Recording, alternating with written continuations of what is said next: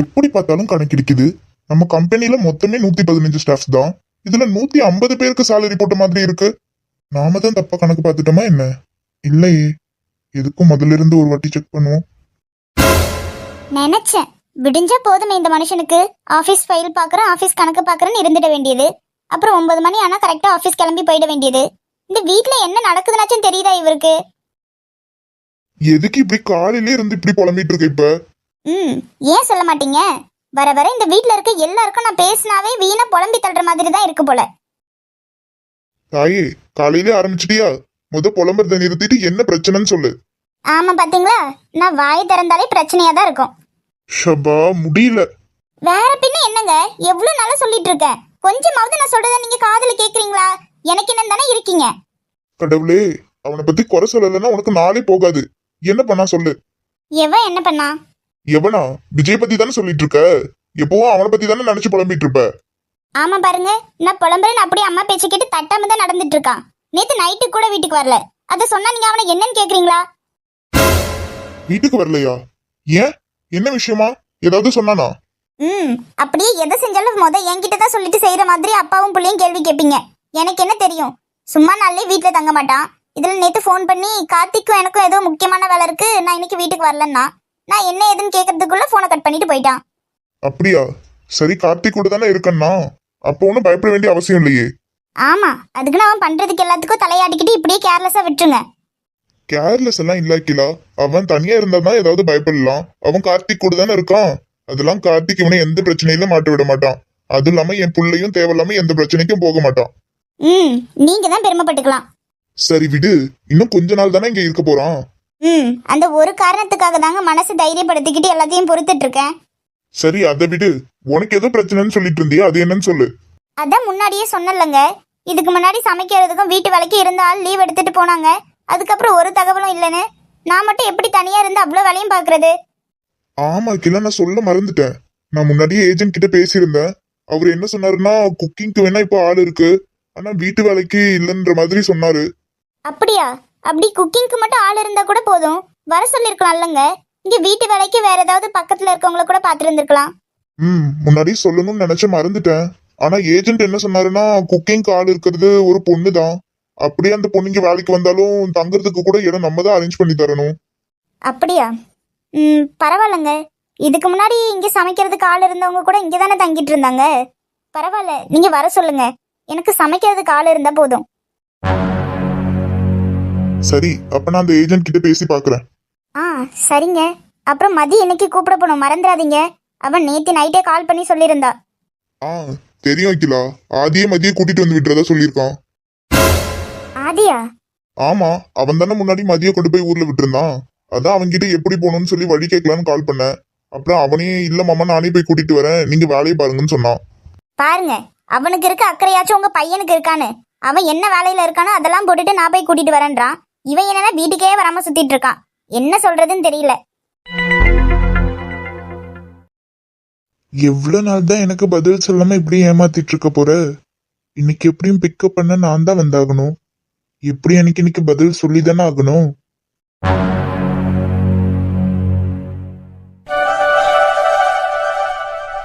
ஏமா இப்ப உடனே கிளம்புறீங்க? இன்னும் 2 நாள் இருந்துட்டு கிளம்பலாம்ல.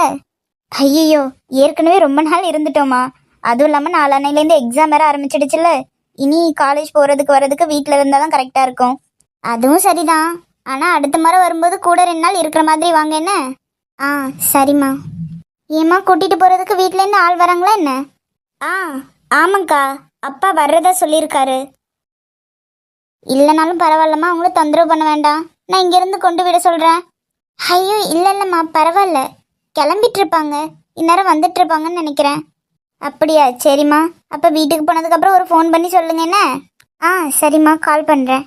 சரிம்மா, நேற்று தான் சடங்கு முடிஞ்சது பாத்தியா? உள்ள போட்டதெல்லாம் அப்படி அப்படியே கிடக்கும்.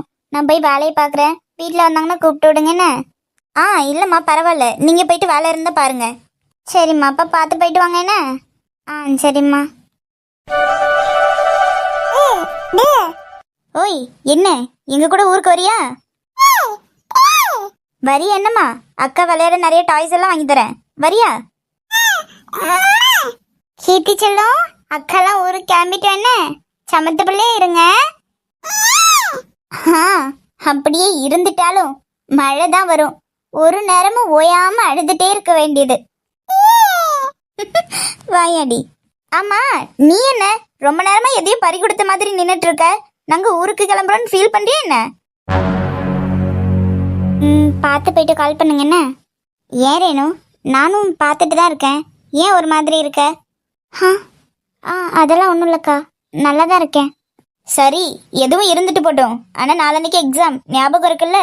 ஹால் டிக்கெட் மார்னிங் சீக்கிரமே வந்து கலெக்ட் பண்ணிக்க சொல்லியிருக்காங்க. ஸோ காலேஜ் சீக்கிரம் வந்துரு. சரி. ஹே, கார் வந்துடுச்சுன்னு நினைக்கிறேன். ஆனால் அது உங்கள் அப்பா கார் மாதிரி இல்லையே.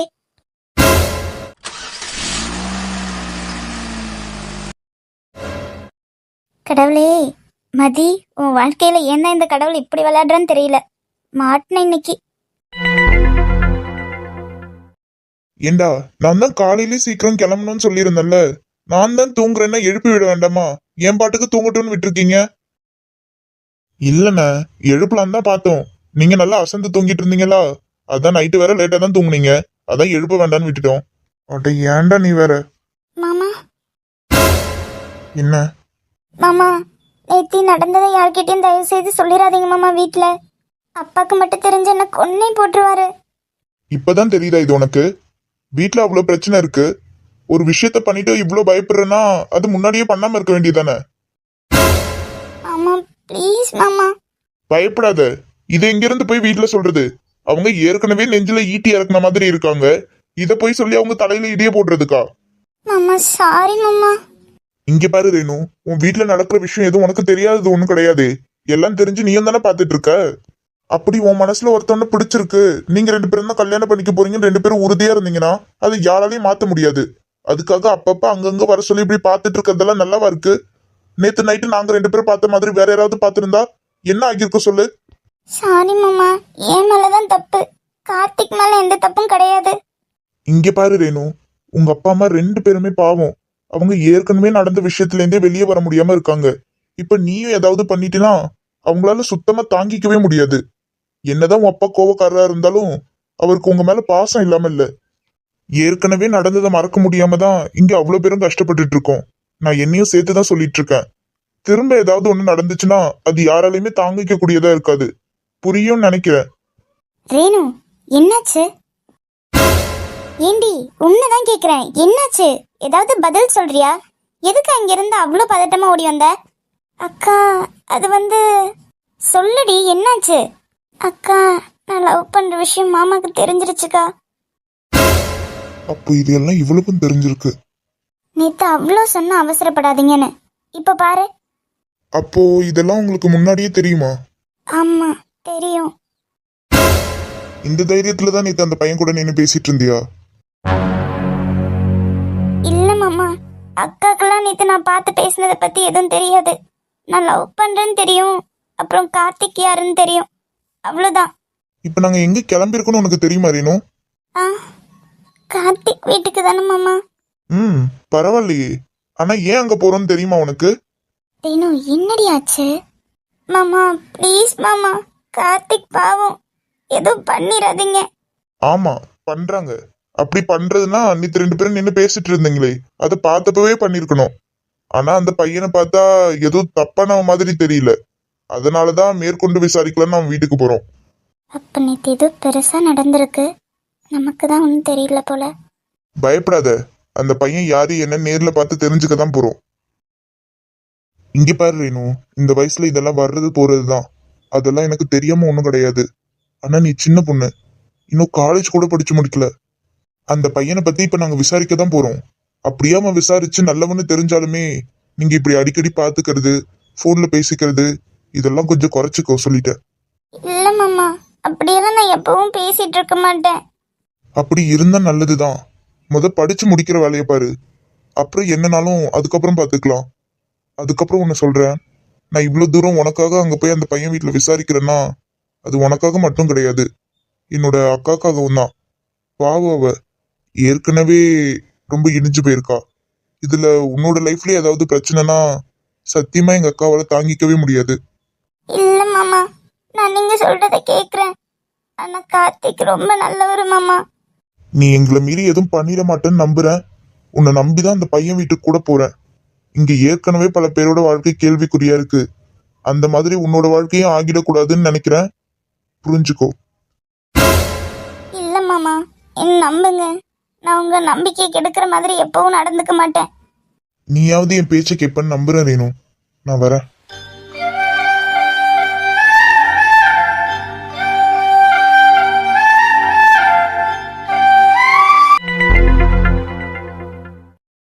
உன்கிட்ட தான்ப்பா கேட்டுட்டு இருக்கேன். பதில் சொல்லாம இருந்தா என்ன அர்த்தம்?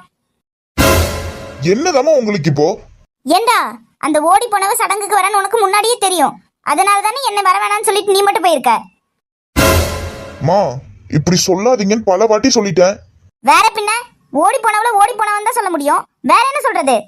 கடவுளே, என்ன உங்களுக்கு பிரச்சனை இப்போ? ஓடி போனவள அங்க வீட்ல சேர்த்ததே தப்பு. அதே யார்கிட்ட சேர்த்தாங்கன்னு தெரியல. இதுல அவங்க இருக்கான்னு தெரிஞ்சிருந்தா உன்னை அனுப்பியிருக்கவே மாட்டேன். அவங்க யாரை கேட்டு வீட்டுல சேர்த்தணும்? அவங்க பொண்ணு அவங்க சேர்த்துக்கிறாங்க. இதுல உனக்கு என்னமா பிரச்சனை? உனக்கு என்ன பிரச்சனையா? அவளால பாதிக்கப்பட்டது நாம தான். அவளால நமக்கு தான் பிரச்சனை. அவளை எதுக்கு அங்க வீட்ல சேர்க்கணும்? மீனாட்சி, எதனால கொஞ்சம் பொறுமையா பேசு. எப்படிங்க பொறுமையா பேச முடியும்? மீனாட்சி, என்னத்தையும் தெரியாம வார்த்தையை விடாத. என்ன இருந்தாலும் அது உன் மக வீட்டு புள்ள, மறந்துடாத. அதுக்கு எனக்கு என் புள்ள முக்கியமா பேர புள்ள முக்கியமான்னு கேட்டா எனக்கு என் புள்ள வாழ்க்கை தாங்க முக்கியம். என் புள்ள வாழ்க்கைக்கு எடுத்துட்டு ஓடினவ தானே அவ. அவளை எப்படி அங்க வீட்ல சேர்க்கலாம்? என்ன மீனாட்சி பேசுற? 1000 இருந்தாலும் அந்த புள்ள நிலைமைய கண்டுமா நீ இப்படி பேசுற? அதுக்குன்னு அந்த ஓடி போனவளை கூட்டிட்டு வந்து இப்ப நடு வீட்டுல உட்கார வைக்கலன்னு யார் கேட்டா? அம்மா, எத்தனை முறைமா சொல்றது இப்படி சொல்லாதீங்கன்னு? பாத்தீங்களா, அவளை ஓடி போனவன்னு சொன்னா இவனுக்கு கோவம் வருது. இவனுக்கும் எவ்வளவு பட்டும் புத்தியே வரல பாருங்க. சும்மா எப்ப பாரு ஓடி போனவன்னுகிட்டு. ராஜா, கொஞ்சம் பொறுமையா இரு. அவதான் ஏதோ ஆத்திரத்துல கடந்து கத்துறானா நீயுமா? வேற என்னப்பா? ஏதோ ஒரு விஷயம் தெரியாம நடந்துருச்சுன்னா இன்னும் எத்தனை காலத்துக்கு அதை பத்தியே பேசிட்டு இருக்கணும்? எது தெரியாம நடக்கிற விஷயமா அது? அது ஒண்ணும் தெரியாம நடக்கல. நம்ம எல்லாரையும் அசிங்கப்படுத்தணும்னு திட்டம் போட்டு நடத்திருக்கா. எப்படியோ நடந்துருச்சு. இப்ப அதுக்கு என்ன பண்ணலாம்? பாருங்க, இவ்வளவு நடந்து அவளை யார் முன்னாடி விட்டு கொடுக்காம பேசிட்டு இருக்கா. கடவுளே, மா, நீங்க தான் நான் எவ்வளவு பொறுமையா இருந்தாலும் எனக்கு கோவப்படுத்தி பாக்குறீங்க. ஒருத்தவங்க ஒரு வாட்டி தப்பு பண்ணிட்டாங்கன்னா அதுக்குன்னு அவங்கள அதை வச்சு குத்தி காமிச்சிட்டு இருந்தா என்னமா நியாயம்? எப்பா, நான் யாரையும் குத்தியும் காமிக்கல, ஒண்ணும் பண்ணல. உனக்கு கல்யாணத்துக்கு பொண்ணு பார்த்தாச்சு, ஞாபகம் இருக்குல்ல? அதுக்கு என்ன இப்போ? ஞாபகம் இருக்கா இல்லையான்னு தான் நானும் கேக்குறேன். இருக்குமா? என்ன பண்ணட்டும் இப்போ? இருந்தா சரிதான். எங்க ஒண்ணு மட்டும் சொல்றேன், இந்த கல்யாணத்துல மட்டும் ஏதாவது குழப்பம் வந்துருச்சு அப்புறம் என்ன யாரும் பார்க்க முடியாது, சொல்லிட்டேன். பாருங்கப்பா எப்படி பேசிட்டு போறாங்கன்னு. நம்ம கிட்டதான் ஓடி போனவன்னு பேசுறாங்கன்னு பார்த்தா யார் யார்கிட்ட எல்லாம் பேசுறாங்களோ அவ்வளவு பேருக்கிட்டையும் அப்படியே சொல்றாங்க. ராஜா, சரி விடுப்பா. அவ ஏதோ ஆத்திரத்துல கடந்து பேசிட்டு இருக்கா. உனக்கு மட்டும் ஒரு கல்யாணம் ஆயிருச்சுன்னா அப்புறம் அவளே அந்த பிள்ளைய மன்னிச்சு ஏத்துப்பா. உனக்கு இன்னும் கல்யாணம் ஆகலைன்ற கோவத்துலதான் அவ அப்படி இருந்து பேசிட்டு இருக்கா. சரி விடு, நீ குளிச்சுட்டு வந்து சாப்பிடுவா. இல்லப்பா, ஒரு முக்கியமான வேலை இருக்கு. குளிச்சுட்டு வெளியே கிளம்பணும். நான் வெளியே சாப்பிட்டுக்கிறேன். தீராத துயரத்தில் நானும் காற்றோடன் கலந்தாய் நீயும் நீங்காத நினைவொளியான அன்பே. மறு ஜன்மம் இருந்தால் கூட உயிரே உன் கரம் பிடிப்பேன, உன் கால் தடம் நான் தொடர்வேன் அன்பே அன்பே. சரியத்த, அப்ப அப்படியே நான் கிளம்புறேன். அட, என்ன தம்பி வந்த கையோடு கிளம்புறேன்றீங்க?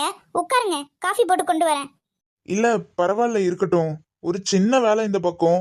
அதான் இங்க வரும்போது அண்ணி அப்படியே பலகாரம் கொடுத்து விட சொன்னாங்க. அதான் கொண்டு வந்தேன். அட என்ன தம்பி, நீங்க யாரோ மாதிரி பேசுறீங்க? ஏதாவது வேலை இருந்தாதான் எங்க வீட்டு பக்கம் வரணுமா என்ன? சேச்சே, அப்படியெல்லாம் இல்லத்த. வேற என்ன, உட்காருங்க, நான் காஃபி போட்டு கொண்டு வரேன். நீங்க சாப்பிட்டுட்டு தான் போகணும். ஓவரா பெர்ஃபார்மன்ஸ் பண்ணாதடா குட்டி. கிளம்புன்னு சொல்லிட போறாங்க. அப்புறம் உன் ஆளை பார்க்க முடியாது. உட்காருங்கப்பா, இப்ப வந்துடுறேன். சரி. குட்டி, வெறும் சொந்தக்காரனா இருக்கப்பவே இவ்வளவு கவனிக்கிறாங்களே. நீ மட்டும் இந்த வீட்டுக்கு மாப்பிள்ளையா வந்த. அதுக்கு ஐஷு மனசுல என்ன இருக்குன்னு தெரிஞ்சுக்கணும். ஆனா என்ன, நம்ம பார்க்கணும்னு நினைச்சு வந்த ஆளையே காணுமே. வீட்டுலதான் இருக்காளா என்னன்னு தெரியல. இவ்வளவு தூரம் வந்தது வேஸ்டா போயிடக்கூடாது கடவுளே. எப்படியாவது என் ஆளை என் கண் முன்னாடி காட்டிடு. என்னோட ரெட் செடிய பாத்தியா குட்டி? கண்ணால கண்ணால மோதிய முன்னால போற பந்தாவா என்ன நீ பந்தாட வர என் புசுறு எடுத்து இப்போ தர தேதி சொல்லேண்டி சில்லாதிருக்கியே என்ன கொல்லுறக்கியே சில்லாதிருக்கியே நெஞ்சுக்குள்ளார இருக்கியே சில்லாதிருக்கியே என்ன கொல்லுறக்கியே சில்லாதிருக்கியே நெஞ்சுக்குள்ளார இருக்கியே. எப்ப வந்தீங்க? ம் எப்ப வந்தீங்கன்னு கேட்டேன். ஹலோ. ம் லைன்ல தான் இருக்கேன். எப்ப வந்தீங்கன்னு கேட்டேன். இப்பதான். எதுக்காக வந்திருக்கீங்க? எதுக்காகன்னு உங்களுக்கு தெரியாதா என்ன?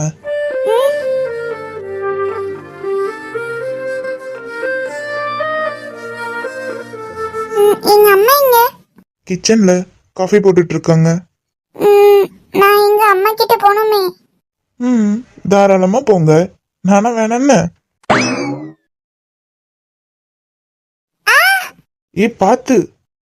விழியே விழியே திரை விரிகிறதே உன்னை பார்த்திடும் வேளையிலே அதிலே அதிலே படம் வரைகிறதே மனம் சேர்ந்திடும் ஆசைகளே கதிரவனாக திரிந்த பகல் நிலவன தேயவும் துணிந்ததடி கருநிறமாக இருந்த நிழல் உனதொரு பார்வையில் வெளுத்ததடி.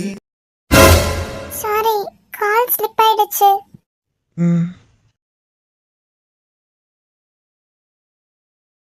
தம்பி தம்பி காஃபி. ஆ தம்பி டிஃபன் ரெடி பண்ற, சாப்பிட்டுட்டு தான் போகணும். ஐயோ இல்லத்த வேண்டாம், நான் வரும்போதே வீட்ல சாப்பிட்டுட்டு தான் வந்தேன். அப்படியா? ஆ ஆமா, எங்க ஹரி மாமா யாரையுமே காணோம். அதை ஏன்பா கேக்குறீங்க? ஏன் என்னாச்சு? அது நம்ம ஐஷுக்கு சொந்தத்துல ஒரு மாப்பிள்ளை பார்த்துருக்கோன்னு சொல்லி இருந்துச்சுல்லப்பா. ஆமா. அந்த தம்பி இவ்வளோ நாளா வெளியூர்ல வேலை பார்த்துட்டு இருந்தாருப்பா. இன்னைக்கு தான் ஊருக்கு வந்திருக்காரு போல. அதான் ஐஷு கல்யாணத்தை பத்தி பேசலான்னு அவங்க வீட்டுக்கு போயிருக்காங்க.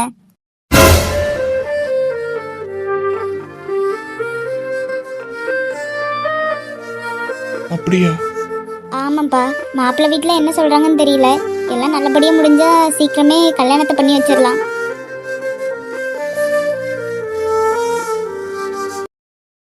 சரி நான் அப்போ கிளம்புறேன். ஏன்பா இருங்களேன், இப்ப மாமாவும் ஹரியும் வந்துருவான். இல்ல இதுக்கப்புறம் என்னால இங்க இருக்க முடியாது. என்னதுப்பா? இல்ல நேரமாச்சு, ஒரு வேலையா வந்தேன் அதான்.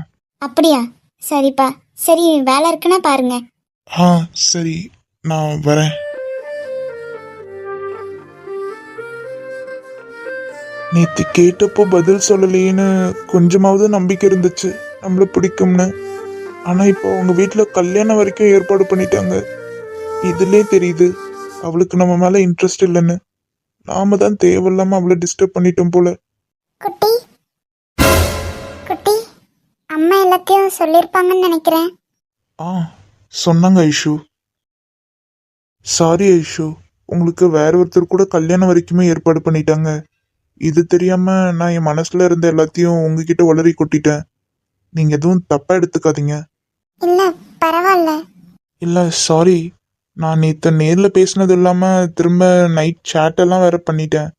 ஏதோ ஒரு விதத்துல நம்பிக்கை இருந்துச்சு உங்களுக்கு என்ன பிடிக்கும்னு. ஆனா இப்ப வீட்டுல கல்யாணம் வரைக்குமே ஏற்பாடு பண்ணிட்டாங்க. என்ன மன்னிச்சிருங்க, நான் எந்த விதத்திலயாவது உங்களை தொந்தரவு பண்ணியிருந்தேனா. இல்ல அப்படியெல்லாம் இல்ல. Anyway best of luck for your future. குட்டி, நான் கல்யாணம் பண்ணிக்க போற பையன் ரொம்பவே நல்ல பையன். எனக்கு அவனை அவ்வளோ பிடிக்கும். என்ன கொஞ்சம் மக்கு பையன். ஏன் சொல்றேன்னா, நான் அவங்களுக்காக தான் இவ்வளோ நாளும் என் கல்யாணத்தை தள்ளி தள்ளி போட்டுட்டு இருந்தேன். ஏன்னா அவருக்கு என்ன பிடிக்குமா என்னன்னு தெரியலல்ல. ஆனா இப்பதான் அவருக்கு என்ன பிடிக்கும்னு நான் தெரிஞ்சுக்கிட்டேன். அவரா எப்படா சொல்லுவாருன்னு வெயிட் பண்ணிட்டு இருந்தேன். நினைச்ச மாதிரி சொல்லிட்டாரு. ஆனா இன்னும் என் மனசு புரிஞ்சுக்க தெரியல அவருக்கு. இதுக்கு மேலேயே இதெல்லாம் என்னால கேட்க முடியாது. நான் வரேன் ஐஷு. மக்கு. என்ன ஐஷு திடீர்னு திட்டுறீங்க? திட்டாம இன்னுமா நான் யாரை பத்தி சொல்லிட்டு இருக்கேன்னு தெரியல. ஆ அதான் நீங்க கல்யாணம் பண்ணிக்க போற பையனை பத்தி. ச்சீ, இது உண்மையாவே மக்கு தான் போல. இன்னுமா குட்டி உங்களால கண்டுபிடிக்க முடியல? என்ன கண்டுபிடிக்கணும் இவளுக்கு இப்போ நான் இருக்க வேதனையில? ஷப்பா, இவ்ளோ சொல்லியும் புரியலனா இதுக்கு மேல ஒண்ணும் பண்ண முடியாது. என்ன ஐஷு இப்போ? ச்சே, இதுக்கு மேல வெக்கத்தை விட்டு டைரக்டா சொன்னாதான் உண்டு போல. நான் யாரை பத்தி சொல்றேன்னு உங்களுக்கு தெரிஞ்சுக்கணும்னா. வேண்டாம், அதை தெரிஞ்சுக்கிட்டு நான் என்ன பண்ண போறேன்? நான் கிளம்புறேன். ஐயோ கடவுளே, வீட்ல கண்ணாடி இருக்கா? என்னது? மிரர் பா, மிரர் மிரர் இருக்கா? பெருசாவே இருக்கு. ஏன்? நல்லது.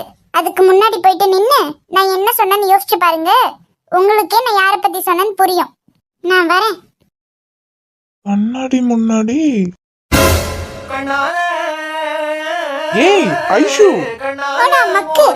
முன்னால போற ஏய் ஐஷு, என்ன நீ பந்தாட வர ஏன் புசுறு எடுத்து இப்போ தர தேதி சொல்லேண்டி. இதுக்கு மேல மறைக்கிறது நல்லதில்ல. நம்ம கார்த்திகை தான் லவ் பண்றோம்னு ஆதிக்கிட்ட சொல்லிடுவோம். எதனாலும் பாத்துக்கலாம். மதி, நான் கேட்டதுக்கு உன்கிட்ட இருந்து இன்னும் எந்த பதிலுமே வரலையே. ஆதி, அது சொல்லு மதி, உன்னோட பதிலுக்காக தான் இவ்வளோ நாளும் வெயிட் பண்ணிட்டு இருந்தேன். ஆதி, இதை நான் உங்ககிட்ட முன்னாடியே சொல்லியிருக்கணும். இவ்வளோ நாள் வெயிட் பண்ண வச்சதுக்கு என்னை மன்னிச்சிருங்க. ஆதி, நீங்கள் என்ன லவ் பண்ணுறே இல்லையான்னு கேட்டப்போ எனக்கு என்ன சொல்கிறதுன்னு தெரியல. ஏன்னா நான் ஏற்கனவே ஒருத்தரை லவ் பண்ணிகிட்ருக்கேன். மதி, என்ன பிடிக்கலன்னா நேர பிடிக்கலன்னு சொல்லிடு. அதுக்காக வேற யாரையும் பண்றோம்லாம் காரணம் சொல்லாத. ஐயோ இல்லை ஆதி, எனக்கு உண்மையாகவே வேற ஒருத்தரை பிடிச்சிருக்கு. சாரி ஆதி, இதை முன்னாடியே நீங்கள் கேட்டப்போவே நான் சொல்லியிருக்கணும். மதி, யார் இந்த பையன்? அது சொல்லு, யார் இந்த லக்கி பர்சன் நானும் தெரிஞ்சுக்கிறேன். கார்த்திக் தான் ஆதி. எவன் பேர் உன் வாயில இருந்து வரக்கூடாதுன்னு நினைச்சனோ அவன் பேரே சொல்லியிருக்கா.